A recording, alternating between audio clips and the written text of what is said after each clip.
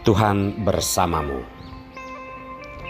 Inilah Injil suci Yesus Kristus menurut Markus, bab 3 ayat 1 sampai dengan ayat 6. Kemudian Yesus masuk lagi ke rumah ibadat. Di situ ada seorang yang mati sebelah tangannya. Mereka mengamat-amati Yesus, kalau-kalau ia menyembuhkan orang itu pada hari Sabat, supaya mereka dapat mempersalahkan dia. Kata Yesus kepada orang yang mati sebelah tangannya, "Mari, berdirilah di tengah." Kemudian katanya kepada mereka, "Manakah yang diperbolehkan pada hari Sabat? Berbuat baik atau berbuat jahat? Menyelamatkan nyawa orang atau membunuh orang?" Tetapi mereka itu diam saja. Ia berduka cita karena kedegilan mereka, dan dengan marah ia memandang sekelilingnya kepada mereka, lalu ia berkata kepada orang itu, "Ulurkanlah tanganmu." Dan ia mengulurkannya, maka sembuhlah tangannya. Lalu keluarlah orang-orang Farisi dan segera bersekongkol dengan orang-orang Herodian untuk membunuh dia. Demikianlah Injil Tuhan.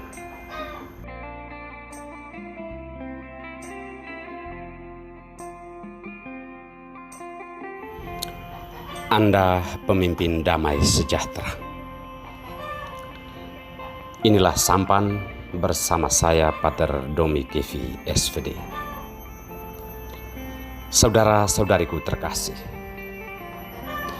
setiap orang adalah raja atau pemimpin, setidak-tidaknya pemimpin untuk dirinya sendiri.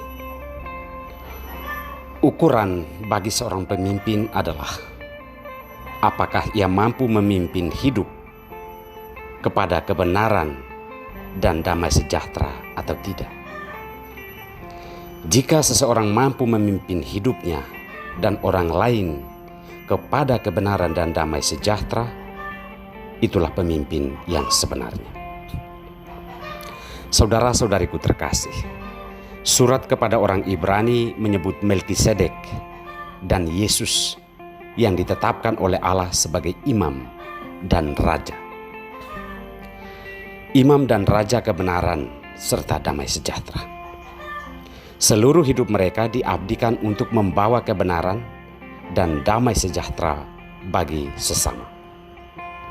Dalam Injil hari ini, Yesus berhadapan dengan orang-orang Farisi yang mengamat-amati dia, apakah ia menyembuhkan orang yang sakit pada hari Sabat atau tidak. Secara manusiawi, demi diterima, demi tidak dibenci, dan demi aturan, kita bisa saja mengabaikan orang yang meminta bantuan untuk disembuhkan atau ditolong. Namun Yesus tetap melakukan hal yang membawa kebenaran dan damai sejahtera bagi orang yang sakit tersebut. Ia tidak peduli apa kata dan penilaian orang lain berdasarkan ukuran-ukuran manusiawi. Kebenaran dan damai sejahtera adalah dasar seluruh tindakan Yesus. Orang-orang Farisi adalah pemimpin yang menyesatkan dan tindakan mereka tidak didasarkan pada kebenaran dan damai sejahtera. Maka mereka lebih peduli menjaga aturan daripada memelihara sesama manusia.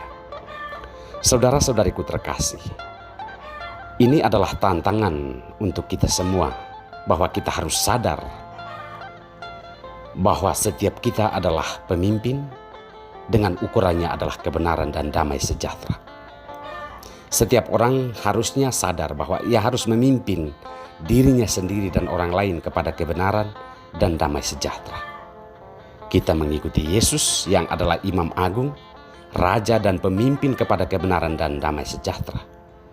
Hidup, kata-kata dan tindakan pun, kita pun harus bisa seperti yang dilakukan Yesus. Semoga kita bisa. Tuhan memberkati kita semua.